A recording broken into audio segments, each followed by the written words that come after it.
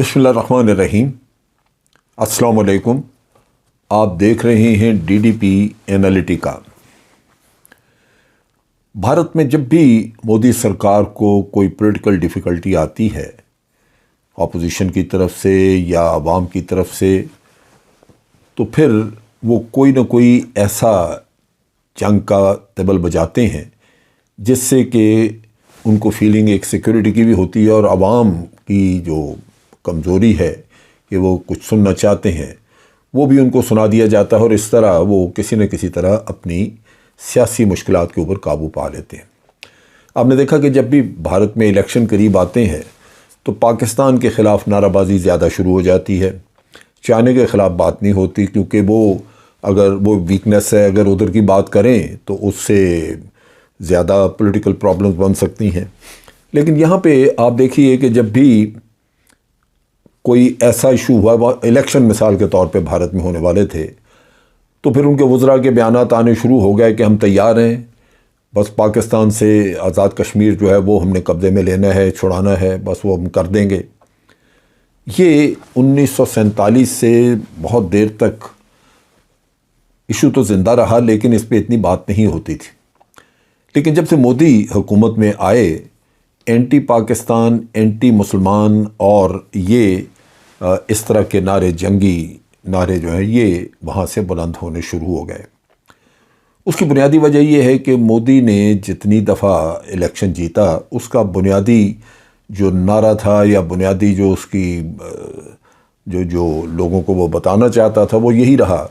कि हम पाकिस्तान को ये कर देंगे, वो कर देंगे। जब भी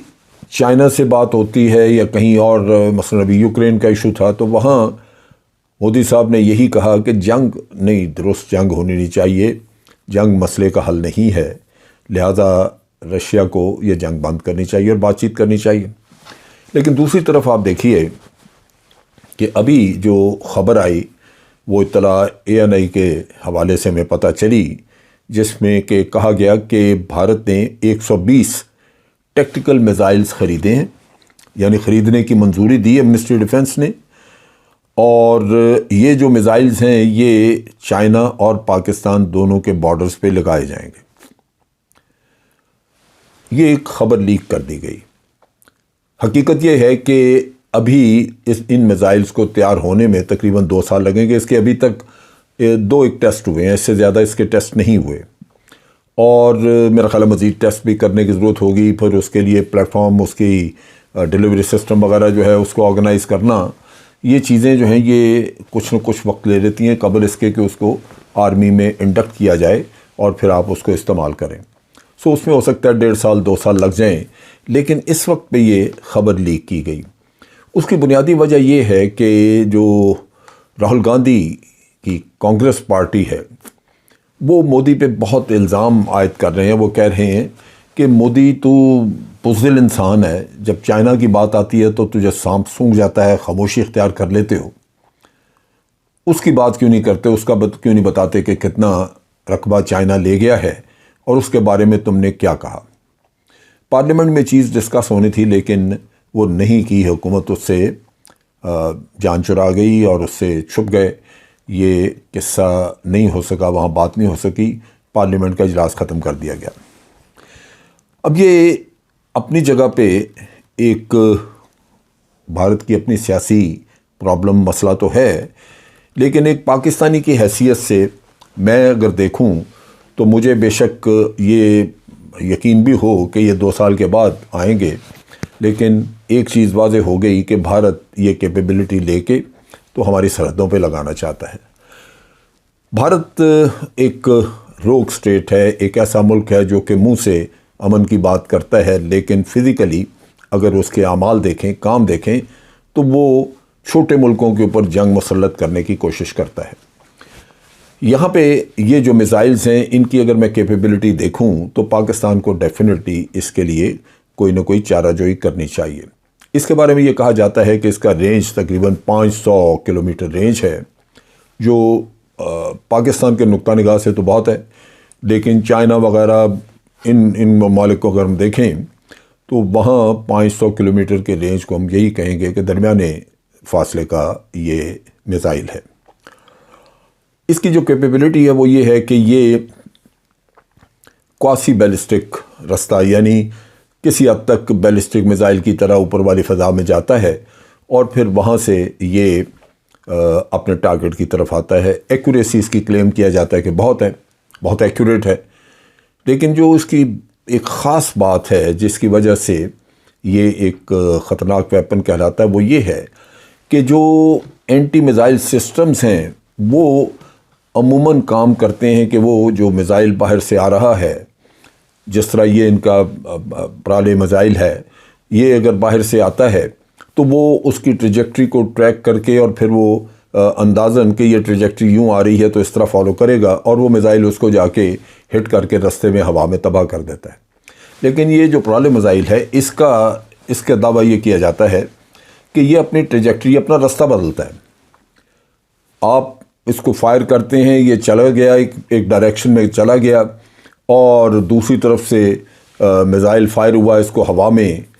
ڈسٹرائے کرنے کے لیے، فضا میں ڈسٹرائے کرنے کے لیے، تو یہ اپنا رستہ بدل کے دوسری طرف نکل جاتا ہے۔ یہ وہ چیز ہے جس کی وجہ سے یہ کلیم کیا جاتا ہے کہ اس میزائل کو گرانے کا یا اس کا توڑ ابھی تک نہیں ہے۔ رشیا کے پاس میزائل ہے، اسکندر میزائل اسے کہتے ہیں، اور کہا جاتا ہے کہ یہ بہت حد تک اس اسکندر میزائل سے ملتا جلتا ہے، اور رشیا کے پاس بہت سالوں سے ہے۔ رشیا نے یہ میزائل جو ہیں یہ یوکرین کے خلاف بھی استعمال کیے ہیں، اور وہاں پہ کہا جاتا ہے کہ رشیا نے جو یوکرین کے خلاف استعمال کیے وہ کافی حد تک ایفیکٹو رہے۔ اب وہاں پہ امریکہ پیٹریاٹ میزائل جو ہیں وہ لگا رہا ہے، missile system, patriot missile system, air defence system ہے، وہ لگا رہا ہے، اور اس سسٹم کا دیکھا جائے گا کہ اس کا وہ پیٹریاٹ میزائل سسٹم جو ہے وہ اسکندر کے اگینسٹ کس حد تک ایفیکٹو ہے، تاکہ یہ اس کی ایفیکٹونیس یہاں بھی جو بھارت لگا رہا ہے اس کے معاملے میں بھی دیکھی جا سکے۔ ایک چیز واضح ہے کہ جب سے ہتھیاروں کی تاریخ بنی ہے، ایک ہتھیار بنتا ہے وہ کچھ سالوں کے لیے، 1-2 سالوں کے لیے وہ کلیم کیا جاتا ہے کہ اب اس کا کوئی توڑ نہیں، پھر 2-1 سال میں اس کا توڑ نکل آتا ہے، اور پھر دوسری سائڈ سے ہتھیار کے بارے میں پھر کوئی تبدیلی کی جاتی ہے۔ سو ایک ریس لگی ہوئی ہے ہمیشہ سے کہ ایک ہتھیار ایجاد ہوتا ہے، پھر اس کا توڑ ایجاد ہوتا ہے، اور پھر جب توڑ آ جاتا ہے تو لگتا ہے کہ یہ ہتھیار اب بیکار ہو گیا، پھر اس کے لیے کوئی نئی سوچ لے کے آتے ہیں۔ سو اس طرح کی یہ اسٹریٹجی ہے، اور توقع ہے کہ اس کے اگینسٹ بھی کچھ نہ کچھ نکل آئے گا۔ اب بات پاکستان کے اگر نقطہ نگاہ سے دیکھیں تو میں سمجھتا ہوں کہ 1.5-2 سال کے بعد یہ میزائل ہماری سرحدوں پہ لگے ہوں گے، اور بھارت جیسا ملک جو ہے وہ کبھی بھی رکتا نہیں۔ آج بھارت دنیا میں تقریباً 3 نمبر پہ سب سے زیادہ خرچ کرنے والا، ڈیفنس پہ پیسہ خرچ کرنے والا ملک ہے، اور اس کے مقابلے میں پاکستان اگر ہم دیکھیں کہ پاکستان ڈیفنس پہ کیا خرچ کرتا ہے تو وہ ایک فریکشن ہے، بہت تھوڑا ہم خرچ کرتے ہیں، اور لازماً چھوٹی آرمی بھی مینٹین کی ہوئی ہے، اور ہم بہت زیادہ ہتھیار اور یہ چیزیں ڈیولپ بھی نہیں کرتے اخراجات کی وجہ سے۔ تو پاکستان کو ڈیفینیٹلی اس فیلڈ میں اب کام کرنا ہوگا۔ اس کی وجہ بنیادی طور پہ یہی ہے کہ یہ میزائل جو ہیں یہ جب جا کے آپ کے کسی اسٹریٹجک پوائنٹ کو ہٹ کرتے ہیں تو آپ کا کافی زیادہ نقصان ہو سکتا ہے، جبکہ بڑے ملکوں میں جن کی سپیس بہت زیادہ ہے، جو بہت وسیع ملک ہیں، ان میں ان کے اسٹریٹجک ایسٹس جو ہیں وہ خاصے ہڈن اور فاصلے سے باہر ہوتے ہیں، وہ امیجیٹ جو میزائل ہٹس ہیں اس کے فاصلے سے باہر ہوتے ہیں، لہٰذا اس کی زد سے باہر ہونے کی وجہ سے وہ بچ جاتے ہیں۔ تو پاکستان کے لیے چونکہ پاکستان ایک لینئر کنٹری ہے اور اس کو ڈیپتھ زیادہ نہیں ہے، سو یہاں پہ سیکورٹی کا ایشو ہمیشہ یہ رہا ہے کہ ہمیں بہت چھوٹے رینج کے میزائل بھی ہمارے اگینسٹ جو ہیں وہ ایفیکٹو ہو جاتے ہیں، لہٰذا یہ کہ پاکستان کو فوری طور پہ اس کا توڑ کرنا ہوگا۔ لکیلی چونکہ چائنا کے اگینسٹ بھی یہ لگانے کا سوچ رہے ہیں، تو چائنا لازماً اس کے معاملے میں وہ بھی کچھ نہ کچھ چارہ کریں گے، اور چائنیز ٹیکنالوجی اس وقت چونکہ دنیا میں بہت تیزی سے ترقی کر رہی ہے، اور خاص طور پہ وہ آرٹیفیشل انٹیلیجنس کی فیلڈ میں انہوں نے بہت ترقی کی ہے اور بہت تیزی سے کر رہے ہیں، مزید آگے بڑھ رہے ہیں، تو توقع یہ ہے کہ بڑی جلدی اس کا جواب بھی تیار ہو جائے گا۔ بہرصورت پاکستان کو اس ڈیولپمنٹ کے اوپر ایک نگاہ رکھنی چاہیے، کیونکہ بھارت ایک ایسا مکار دشمن ہے کہ اس سے کبھی بھی کوئی بہتری کی توقع نہیں رکھی جا سکتی۔ اپنے لیے، اپنے ملک کے لیے ہر لمحہ تیار رہنا افواج پاکستان کا بھی فرض ہے، اور پاکستان کے سائنسدان، ٹیکنیشینز اور عوام، ان کا بھی فرض ہے کہ اس دفاع میں اپنا حصہ ڈالتے رہیں۔ اب تک کے لیے اتنا ہی۔ افواج پاکستان زندہ باد، پاکستان پائندہ باد۔